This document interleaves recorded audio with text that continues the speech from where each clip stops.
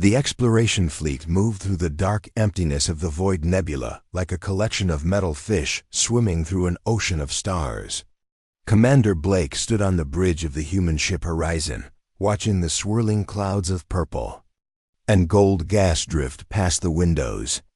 Behind him, his crew worked quietly at their stations, checking readings and monitoring the other ships in their group. This was not a human mission alone. 3 other ships traveled with them, each carrying a different alien species. The Veltar ship looked like a giant crystal, its surfaces catching and reflecting the nebula's strange light. The Keth vessel resembled a massive insect with metal wings folded against its dark body. The Nim ship was harder to see, appearing more like a ball of contained energy than solid matter. Blake had worked with alien crews before, but this mission felt different. The Void Nebula had a reputation throughout the galaxy. Most species avoided this region of space, calling it cursed or dangerous. Strange things happened here. Ships disappeared. Communications failed. Even the bravest explorers usually turned back after a few days, but recent deep space scans had detected something unusual in the nebula's heart. Energy readings that did not match any known technology. Metal signatures that suggested artificial construction on a massive scale. The Galactic Exploration Council had decided to investigate, and they wanted representatives from multiple species to work together. Lieutenant Miller approached Blake's position. She was young but skilled, one of the best sensor operators in the human fleet. Her face showed excitement mixed with concern. "Commander, we are getting stronger readings now," she said. "Whatever is out there, it is big, really big."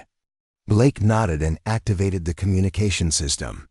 "All ships, this is Horizon. Are you picking up the same readings we are?" The response came from Captain Vel of the Crystal Ship. The Veltar spoke in musical tones that their translation systems converted to words. "Confirmed, Commander Blake. The object appears to be artificial. Its size suggests a vessel of enormous proportions." From the insect ship, Commander Kix added his thoughts. The Kef had voices like rustling leaves. "Our biosensors detect no life signs, but the energy patterns are unlike anything in our databases. This technology predates our records." The Nim representative, who called herself Echo, spoke last. Her voice sounded like wind through metal. "The energy signature is ancient. Older than our civilization. Older than all our civilizations combined." Blake felt a chill run down his spine. In the galaxy, the oldest known technologies belonged to races that had been exploring space for millions of years. If this object was older than all of them, it came from a time when the galaxy was very different. "All ships reduce speed and maintain formation," Blake ordered. "We approach with caution." As they moved deeper into the nebula, the gas clouds began to thin. Ahead of them, something massive began to take shape in the darkness. At first, it looked like another cloud or perhaps an asteroid. But as they got closer, the truth became clear that it was a ship. But calling it a ship seemed too small a word for what they saw. The vessel stretched for kilometers in every direction. Its hull was dark, but not black, seeming to absorb and reflect light in patterns that hurt to look at directly. The surface appeared smooth from a distance, but their sensors detected intricate designs and structures covering every inch. "My God," whispered Miller. "How old do you think it is?" Blake studied the readings flowing across his screens. The ship's materials were unknown to their databases. The energy patterns were stable but completely foreign. Most strange of all, parts of the vessel still showed power readings, as if something inside still functioned after what must have been millions of years in space. "Captain Vel, are your people getting the same readings?" Blake asked. "Indeed, Commander. The vessel shows signs of technological advancement far beyond our current understanding. The materials alone represent scientific achievements we have not seen before." Commander Kix's voice crackled over the communication system. "Our deep scans show the ship's interior is largely intact. Atmosphere is present in many sections, though we cannot determine its composition from this distance. Echo's energy-based perception offered different information. The ship radiates power in patterns that suggest active systems. Not fully operational, but not completely dead either. Something waits inside. Blake made his decision. This discovery could change everything they knew about galactic history. But they needed to be careful. Unknown technology from an unknown species could be dangerous. All ships, establish a perimeter around the vessel. Begin detailed scans from a safe distance. I want to know everything we can learn before anyone goes aboard. Over the next several hours, the 4 ships worked together to map the ancient vessel. Their combined sensors revealed a structure of incredible complexity.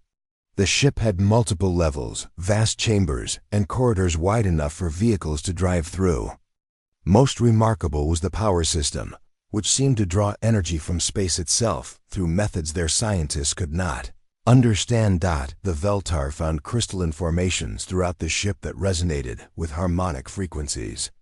The Keth detected biomechanical systems that suggested the original builders had combined living tissue with artificial materials. The Nim sensed energy patterns that flowed through the ship like blood through veins. As for the humans, their sensors focused on practical matters. Where were the entrances? Which sections might be safe to explore? What kind of atmosphere existed? Inside, Dr. Rodriguez, the fleet's lead scientist, approached Blake with preliminary findings. Commander, based on our analysis, this ship has been drifting here for at least 10 million years, possibly much longer. The technology is so advanced that we can barely understand what we are looking at. Any idea who built it? Blake asked. None. The design does not match any known species in our databases. Whoever they were, they possessed abilities that make our most advanced technology look primitive. Blake stared at the ancient vessel through the bridge windows. Despite its age, the ship maintained an elegant beauty. Its curves and angles seemed purposeful, as if every line had been designed with both function and art in mind. Sir, Miller called from her station. I am detecting what might be docking ports along the ship's lower section. They appear to be designed for vessels much smaller than the main ship itself. Blake considered their options. They could continue scanning from a distance, but they would learn little more than they already knew. To truly understand what they had found, someone would need to go aboard the ancient vessel. Contact all ship commanders, Blake ordered. We will prepare a joint boarding party. Representatives from each species, along with full scientific and security teams. If we are going to explore this ship, we do it together. As the 4 ships moved into position near the ancient vessel's docking ports, none of them realized they were about to make a discovery that would shake the foundations of everything they believed about the galaxy and their place in it.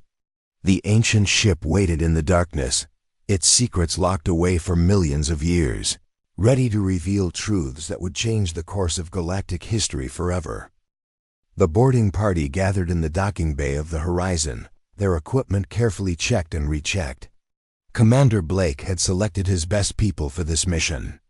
Tom Walsh, the fleet's chief engineer, carried scanning devices and repair tools. Dr. Rodriguez brought scientific instruments to analyze whatever they might find. Lieutenant Miller had communication equipment to maintain contact with the ships outside. The alien representatives were equally prepared. Captain Vell brought crystalline resonance devices that could interface with most known technologies. Commander Kix carried biomechanical probes that could adapt to different systems. Echo manifested portable energy sensors that could detect power flows invisible to other equipment. Blake looked at his mixed team and felt both pride and worry. They were about to enter a ship that had been floating in space since before any of their civilizations existed. No one knew what they might find inside. Remember, we stay together, Blake said. No one wanders off alone. If anyone detects danger, we leave immediately. Our job is to gather information, not to take risks. The docking tube extended from the horizon to connect with the ancient ship's port. The connection held, and atmosphere readings showed the air inside was breathable for all their species. The ancient vessel's systems had somehow maintained life support for millions of years. Tom Walsh was first through the airlock. His boots made soft sounds on the floor as he stepped into the ancient ship. The corridor ahead stretched into darkness, but as soon as he entered, lights began to flicker on along the walls. "The ship is responding to our presence," he reported into his communicator. "Lighting systems are activating automatically." The others followed him inside. The corridor was enormous, with walls that seemed to be made of some material that shifted between metal and crystal. Strange symbols were carved into the surfaces, glowing with soft blue light. The air smelled clean and fresh, as if the ship had been built yesterday instead of millions of years ago. Captain Vell extended one of her crystalline appendages toward the wall. "The construction material is unknown to us. It appears to be a combination of organic and artificial elements, but unlike anything in our databases." Commander Kix approached the symbols with his biomechanical sensors. "These markings may be a form of writing, but they do not match any known language. The patterns suggest intelligence, but the meaning is lost to us." Echo drifted along the corridor, her energy form flickering as she analyzed the power systems. "The ship draws energy from sources I cannot identify. The power flows through every surface, but I detect no central generator or engine." The team moved deeper into the ship, following corridors that seemed to go on forever. The lighting continued to activate ahead of them, as if the ship was guiding their path. They passed through chambers filled with strange machinery, rooms with walls covered in symbols, and halls lined with what might have been artwork or technical diagrams. Dr. Rodriguez stopped frequently to take readings and record images. "The technology here is beyond our understanding. Some of these systems appear to manipulate space and time in ways our physics cannot explain." After an hour of exploration, they reached what appeared to be the ship's command center. The room was vast, with a curved ceiling that showed images of stars and planets. In the center of the room stood a raised platform surrounded by control surfaces that pulsed with gentle light. Blake stepped onto the platform and looked around. The view was breathtaking. Displays showed star maps, energy readings, and data. Streams in languages none of them could read. But nothing responded to his presence. "Captain Vell, can your systems interface with any of this?" Blake asked. The crystalline being approached one of the control surfaces and extended her resonance devices. She worked for several minutes, trying different frequencies and patterns. Nothing happened. "The ship's systems do not respond to our technology," she reported. "It is as if we are speaking different languages." Commander Kix tried next, deploying his biomechanical probes to connect with various interfaces. His equipment could usually adapt to most technologies, but the ancient ship remained silent. "Our systems are not compatible," he said with frustration. "Whatever methods the builders used, they are completely foreign to our approaches." Echo attempted to synchronize with the ship's power systems directly, her energy form reaching out to touch the flowing currents within the walls. For a moment, lights flickered brighter throughout the command center, but then everything returned to normal. "I can sense the power, but I cannot control it," she reported. "The ship's systems are protected by barriers I cannot penetrate." Tom Walsh had been quietly observing the attempts of the others.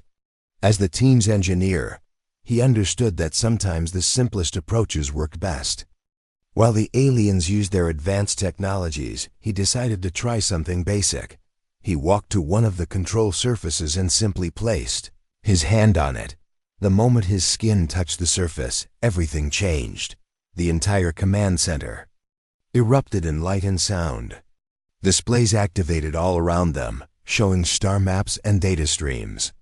The curved ceiling came alive with images of distant galaxies. Energy flowed through the walls in patterns that made the whole room pulse like a heartbeat.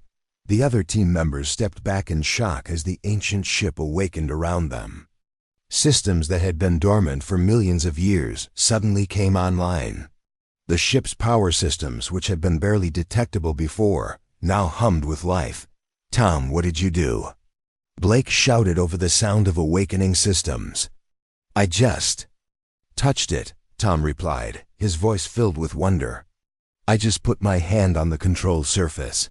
The ship's response to human touch was immediate and complete. Where the advanced alien technologies had failed to make any connection, simple human contact had awakened the entire vessel. The implications were staggering. Dr. Rodriguez began taking readings as fast as her equipment could process them. The ship's power output has increased by over 1,000%. Systems throughout the vessel are coming online. Captain Vels' crystalline form flickered with excitement and concern. "How is this possible? Your species possesses no technology that could interface with systems this advanced." Commander Kix moved his sensors closer to Tom, analyzing the interaction between human and machine. There appears to be some form of recognition occurring. The ship's systems are responding to biological signatures specific to humans. Echo drifted around the command center, her energy form dancing through the newly awakened power flows. The ship has been waiting. For millions of years, it has been waiting for the right signal to wake up. Tom kept his hand on the control surface, afraid to move and break the connection. Through his touch, he could feel the ship's vast systems. It was like touching the mind of something incredibly ancient and powerful, but also somehow familiar. "Commander," he said quietly, "I think this ship has been waiting for us. Not for aliens, not for any species we know about. It has been waiting for humans." The ancient vessel continued to awaken around them, its systems coming online one by one. In the distance, they could hear the sound of machinery starting up, atmosphere systems cycling, and power flowing through corridors that had been dark for millions of years. The discovery would change everything they thought they knew about humans and their place in the galaxy. But first, they had to understand what they had awakened, and why an ancient ship from before recorded history would respond only to human touch. The awakened ship pulsed with energy around Tom Walsh as he kept his hand pressed against the control surface. The other team members watched in amazement and growing unease as systems throughout the ancient vessel came online. What had been a dead relic moments before now hummed with life and purpose. Blake activated his communicator to contact the ships outside. "All vessels, this is the boarding party. The ancient ship is activated. We need immediate analysis of any changes in energy output or system status." The response came quickly from multiple sources. The Veltar ship reported massive energy spikes throughout the ancient vessel. The Keth detected biomechanical systems awakening in patterns they had never seen before. The Neem registered power flows that defied their understanding of physics. Dr. Rodriguez moved closer to Tom, her scanning equipment recording everything. "The ship's systems are not just responding to you, Tom. They are synchronizing with your biological patterns. Heart rate, brain waves, even your genetic markers are being analyzed." Tom felt a strange tingling sensation through his hand where it touched the control surface. It was not painful, but it was definitely alien. Something was connecting with him on a level he did not understand. "I can feel it," he said quietly. "It is like the ship is reading me, learning about me." Captain Vel approached cautiously, her crystalline form reflecting the pulsing lights around them. "In our culture, we have legends of ancient builders who seeded the galaxy with life. We always believed these were myths. But if this ship responds only to humans..." She did not finish the thought, but everyone understood. If humans had some connection to technology this ancient, it would change everything they knew about galactic history. Commander Kix extended his biomechanical sensors toward Tom and the control surface. "Our scans show the ship is accessing genetic information through your contact. It appears to be comparing your DNA against some form of template or database. Echo drifted around the command center, her energy form flickering with excitement. The power patterns are becoming more complex. The ship is awakening parts of itself that have been dormant for millions of years. Suddenly, the displays around them changed. The star maps and data streams were replaced by images that made everyone in the room freeze. They saw planets being formed from cosmic dust. They saw life beginning in primordial oceans. They saw the first intelligent beings reaching toward the stars. But most shocking of all, they saw humans. Not modern humans, but clearly the same species. These ancient humans possessed technology that made current galactic civilizations look primitive. They built ships that could cross the galaxy in moments. They created worlds and guided the evolution of life itself. "This is impossible," Dr. Rodriguez whispered. "Humans have only been spacefaring for a few hundred years. We are one of the youngest species in the galaxy." The images continued to flow across the displays. The ancient humans, who the ship's systems identified as the first builders, had explored every corner of the galaxy.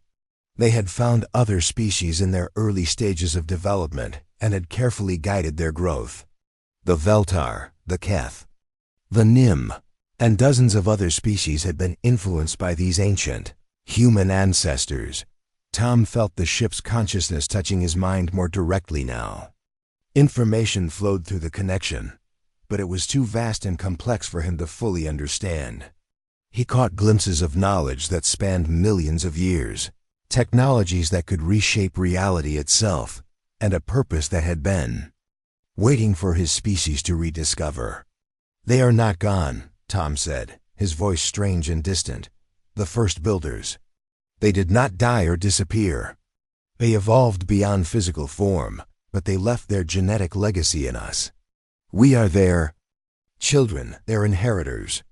Blake stepped closer to his engineer, concerned by the change in Tom's voice and manner. "Tom, are you all right? What is the ship telling you?" Tom's eyes were wide as he processed the flood of information. "The ship is called the Eternal Watch. It was left here as a guardian, waiting for humanity to reach the stars and find it. We are supposed to be the bridge between the old knowledge and the new species." Captain Vell's crystalline form shimmered with what might have been fear or awe. "You are saying that humans are the descendants of the most ancient and powerful species in the galaxy? That we have been learning from your ancestors without knowing it?" The implications were staggering. Every species in the galaxy had developed under the subtle influence of the first builders. Their technologies, their cultures, even their evolution, had been gently guided by humanity's ancient ancestors. And now, their descendants had returned to claim their inheritance. Commander Kix approached the control surface, his biomechanical sensors focused on Tom. "Our readings show the ship is downloading vast amounts of information into your mind. Are you certain this process is safe?" Tom nodded, though his expression remained distant. "The ship is designed to work with human consciousness. It will not harm me. But it is showing me things that will change everything we thought we knew about the galaxy." Echo's energy form pulsed with agitation. "If humans are the inheritors of the first builders, what does this mean for the rest of us? Are we to become servants to your species?" The question hung in the air like a challenge. The discovery of human heritage among the first builders could destabilize the entire galactic community. Species that had considered themselves equals to humanity might now see themselves as inferior. Others might feel threatened by the potential for human dominance, but Tom shook his head as more information flowed through the connection. "No, that is not the purpose. The first builders did not create a hierarchy with humans at the top. They created a partnership. Each species was given unique abilities and perspectives that complement the others. Humans were meant to be the guardians and guides, but not the rulers." Blake felt relief at those words, but he also understood the challenges ahead. "Tom, Can you learn to control this connection? Can you access the ship's systems without being overwhelmed? Tom focused on the flow of information, trying to direct it rather than simply receive it. Slowly, he began to understand how to communicate with the ship's consciousness. The Eternal Watch was not just a vessel, but a living repository of knowledge, designed to work with human minds to protect and guide the younger species. I think so, Tom said, his voice becoming more normal. The ship is teaching me how to interface with its systems. But Commander, there is something else, something important. The displays around them changed again, showing star charts with areas marked in red. The images were of empty space, but the ship's systems identified them as zones of danger. The first builders did not just leave to evolve beyond physical form, Tom continued. They left because something was coming. Something that threatened all life in the galaxy. And according to the ship's long-range sensors, that threat is returning. The command center fell silent as the implications sank in. The ancient ship had not just been waiting for humans to find it. It had been waiting for them to take up the role of galactic guardians, to prepare for a danger that the first builders had faced long ago. Blake looked around at his mixed team of humans and aliens, understanding that their discovery would change everything. The ancient ship pulsed with power around them, ready to share its secrets with humanity. But with that knowledge came responsibility, and the time for that responsibility was approaching faster than any of them had imagined. The news of the ancient ship's awakening spread through the galaxy faster than anyone had expected. Within days of the discovery, communication networks buzzed with reports and rumors about humans and their connection to the first builders. Political leaders demanded answers. Scientists argued about the implications. Military commanders worried about what this meant for the balance of power in the galaxy. Commander Blake stood on the bridge of the horizon, watching as more ships arrived at the Void Nebula. What had started as a small exploration mission was becoming a gathering of the most powerful forces in known space. The Veltar had sent their crystal fleet. The Keth brought their biomechanical war vessels. The Nim arrived as a cloud of energy ships that hurt to look at directly, but not all the arrivals were friendly. Long-range sensors detected the approach of the Drakmor Alliance, a coalition of aggressive species that had always resented human influence in galactic affairs. Their ships moved in attack formations, and their communications were full of demands and threats. Tom Walsh remained connected to the Eternal Watch, learning to use its systems while the ancient ship taught him about its capabilities.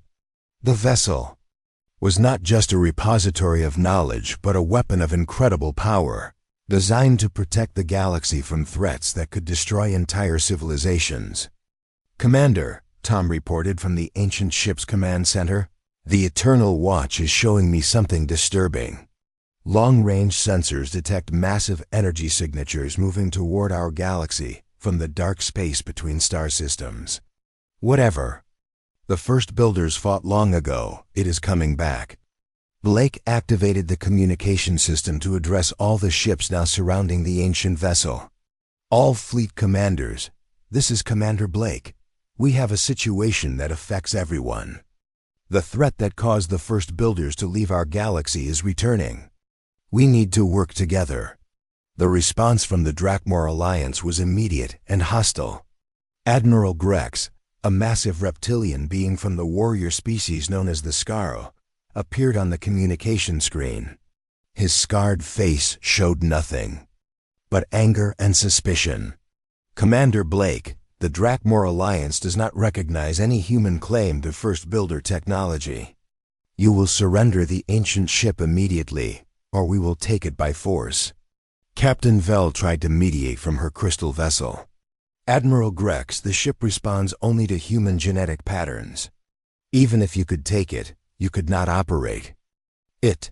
Then we will study the humans until we understand how they do it, Grex snarled. No single species should possess such power. The galaxy needs balance. Commander Kix added his voice to the discussion. Admiral, The ship's systems indicate an external threat approaching. This is not the time for conflict among ourselves. But Grex was not interested in cooperation. First builder technology belongs to all species, not just humanity. If humans refuse to share it, we will force them to do so. The Drakmor fleet moved into attack position around the ancient ship, their weapons charged with energy that could destroy entire planets. Blake realized that the situation was about to become very dangerous very quickly. "Tom, can the ancient ship defend itself?" Blake asked through the communication system. Tom's voice came back filled with wonder and concern. "Commander, the Eternal Watch has defensive systems that make our most advanced weapons look like toys. But using them would mean destroying the attacking ships completely. There would be no survivors." Blake understood the dilemma. The ancient ship could protect itself, but at the cost of starting a war that could tear the galaxy apart. The very technology that was supposed to protect all species might instead be used to destroy them. "All ships, hold your positions," Blake ordered. No one fires unless fired upon, but Admiral Grex had made his decision. "Drakmor Alliance, attack formation. We take the ship now." The first wave of enemy fire struck the ancient vessel's shields. The energy blasts that could have destroyed any normal ship simply disappeared into barriers of light that surrounded the Eternal Watch. The ancient technology absorbed the attacks. Like drops of water hitting an ocean. Tom felt the ship's defensive systems activate automatically. Power flowed through conduits that had been built to channel forces beyond imagination. The Eternal Watch was preparing to defend itself with weapons that could reshape space and time. "Commander, I have to make a choice," Tom said. "The ship's systems are ready to destroy the attacking fleet, but I can control them. I can choose how much force to use." Blake trusted his engineer completely. "Do what you think is right, Tom, but remember, we are trying to save the galaxy, not destroy it." Tom focused his mind on the connection with the ancient ship. Instead of unleashing its full power, he directed the defensive systems to disable, rather than destroy. Beams of energy reached out from the Eternal Watch, but instead of tearing the enemy ships apart, they simply shut down their weapons and engines. The Drakmor fleet found themselves floating helplessly in space, their ships powerless but intact. Their crews were unharmed, but their ability to fight was completely gone. "This is impossible," Admiral Grex transmitted, his voice filled with shock. "Our ships are built to resist any known weapon." Tom's voice reached all the ships in the area through the ancient vessel's communication systems. "The Eternal Watch does not want to destroy you. It wants to protect you. The first builders designed it to defend all life in the galaxy, not just humanity." The disabled Drakmor ships drifted in space while their crews tried to understand what had happened. Other fleet commanders watched in amazement as the ancient ship demonstrated power beyond their wildest imagination, but used it with restraint and wisdom. Captain Vel was the first to speak. "The ship could have destroyed the entire attacking fleet, but it chose mercy instead. This is not the behavior of a weapon designed for conquest." Commander Kix agreed. The defensive systems targeted only military capabilities. Life support and crew safety were preserved. "This technology is designed to protect, not to harm." Echo added her observations. "The power flows through the ship show restraint and precision. It is using exactly the amount of force needed to stop the threat.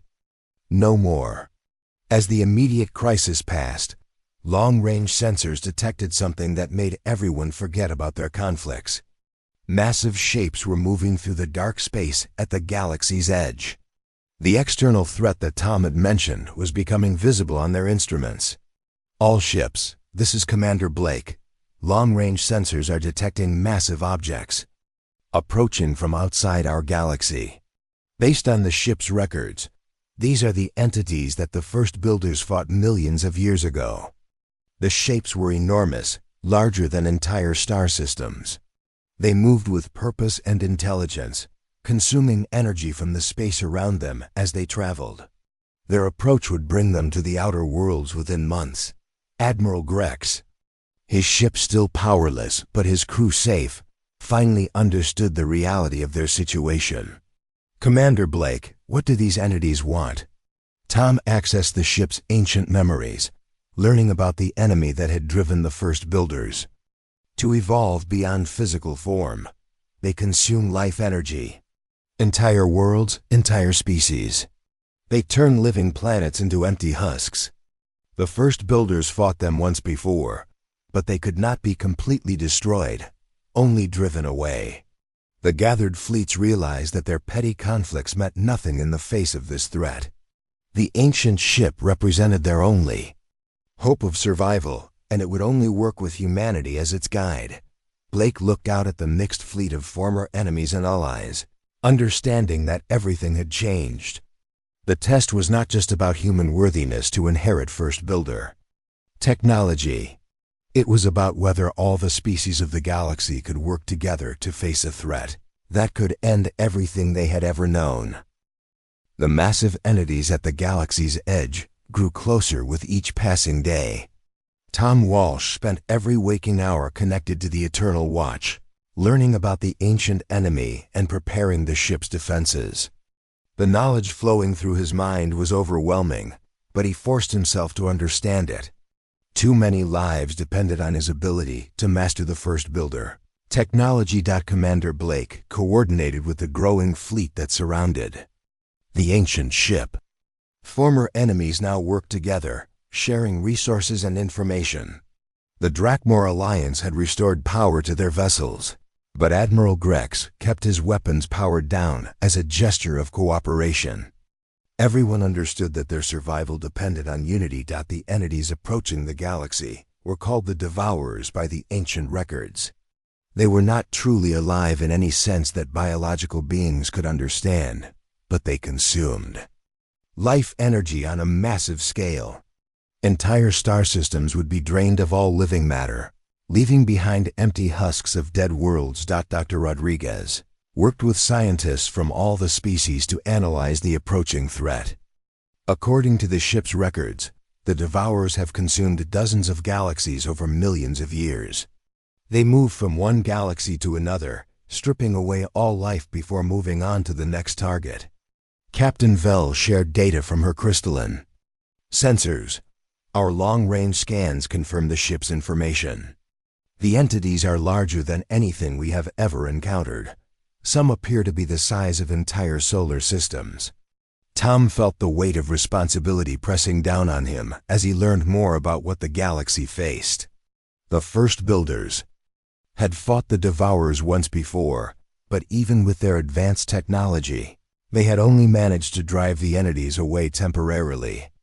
The cost of that victory had been so high that the First Builders had chosen to evolve beyond physical form rather than face such a threat again. "Commander," Tom reported through the communication system, "the Eternal Watch was designed as more than just a weapon. It is a control center for a network of defensive systems that the First Builders placed throughout the galaxy. But most of those systems have been dormant for millions of years." Blake understood the implications immediately. "Can we reactivate them?"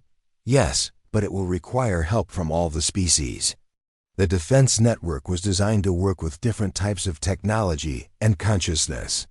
Humans alone cannot operate the entire system."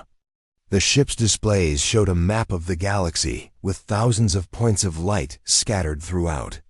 Each point represented a dormant First Builder facility waiting to be awakened. Some were hidden in asteroid fields, others were buried on uninhabited planets, and many floated in the empty space between stars. Commander Kick studied the map with his biomechanical sensors.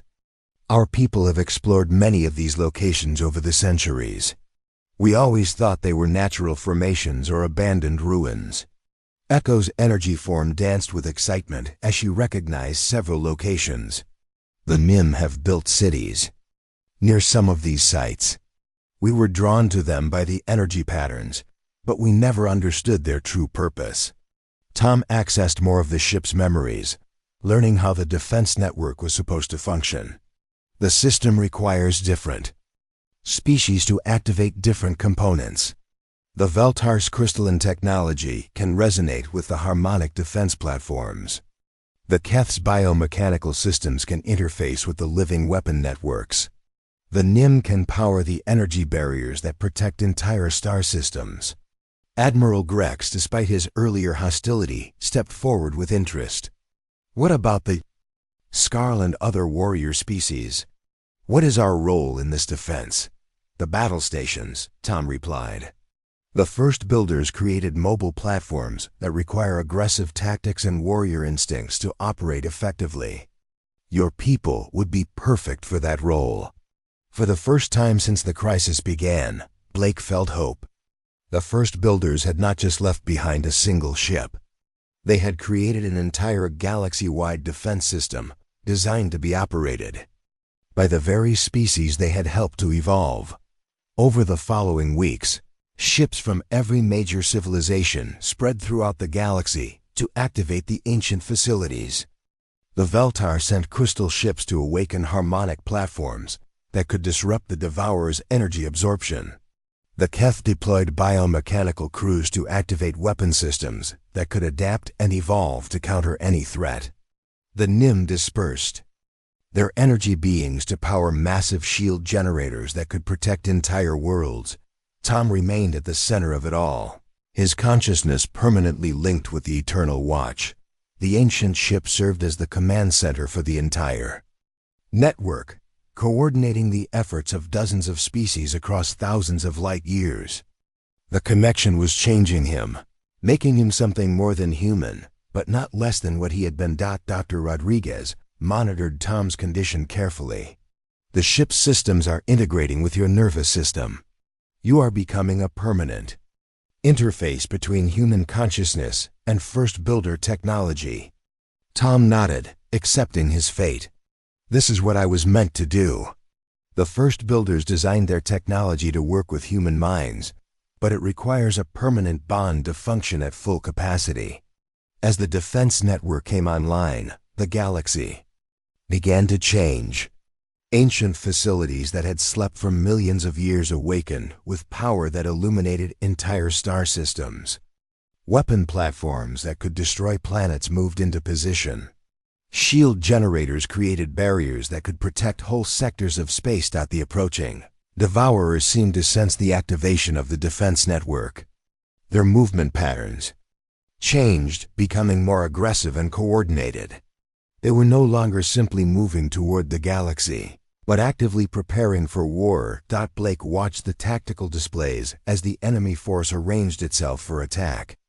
Tom, are we ready for them?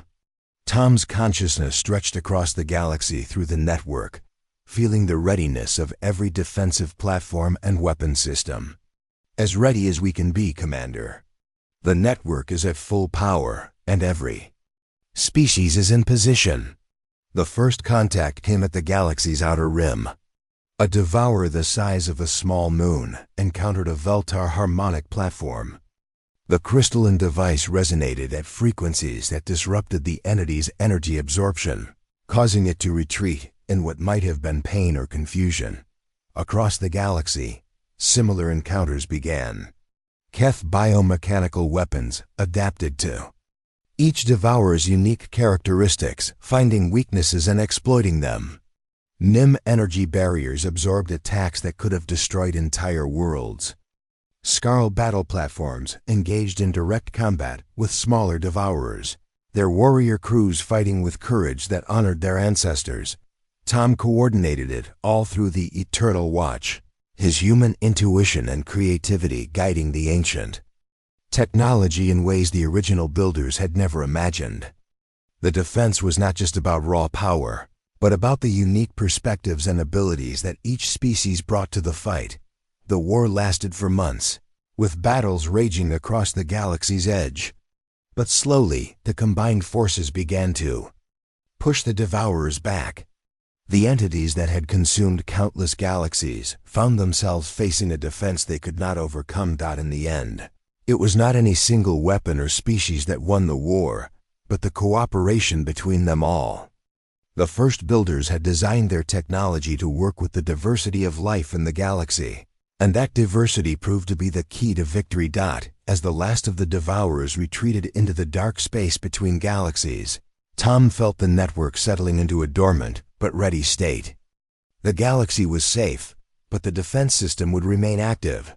Watching and waiting. Blake found Tom in the command center of the Eternal Watch, changed by his experience but still recognizably human. What happens now? Tom smiled, his consciousness still connected to the vast network, but his humanity intact. Now we learn to live together as the first builders intended. Humans will serve as guardians of the ancient technology, but we will share its benefits with all species. The galaxy has proven that cooperation is stronger than any individual power. The ancient ship continued its eternal watch, no longer alone but part of a living network that protected all life in the galaxy.